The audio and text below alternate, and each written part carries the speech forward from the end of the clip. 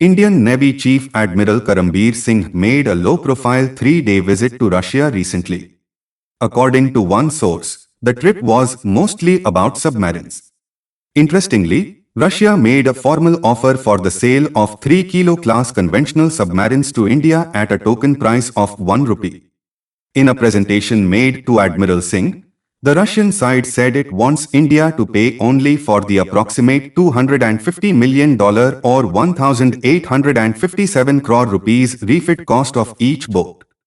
India last opted for this acquisition model when it acquired the mothballed former Soviet aircraft carrier Admiral Gorshakov in 2004 for an eventual refit cost of over $2 billion. The Kilo-class submarine is the Indian Navy's most numerous conventional submarine type.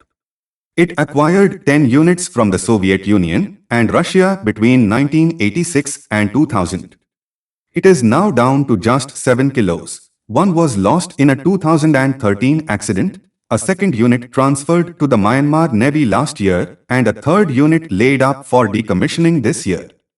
The Russian offer might appear attractive to the Indian Navy, whose submarine arm is facing a crisis. Decades of indecision and the lack of a clear indigenous build program have left the Navy critically short of submarines, both conventional and nuclear-powered.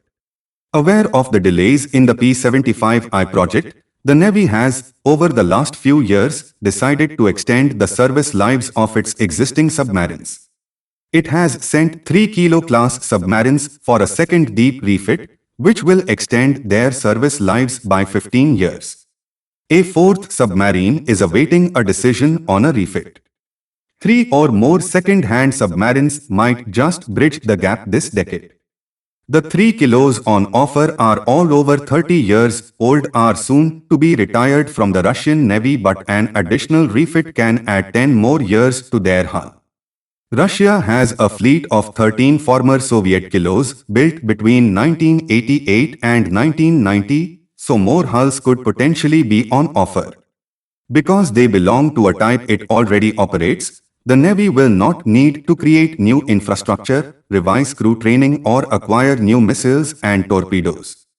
This is perhaps why the Russian offer could be seen as attractive. It is the fastest way to rapidly augment declining force levels. The flip side of the deal, however, is the age of the boats. At over 30 years each, all the units have passed their technical life of 25 years. Another refit will extend their service lives by 15 years. It could mean diverting money from the Navy's already scarce capital acquisition budget. The longer the Navy's other programs take to deliver submarines, the more attractive the Russian offer will become. Thank you everyone for watching this video.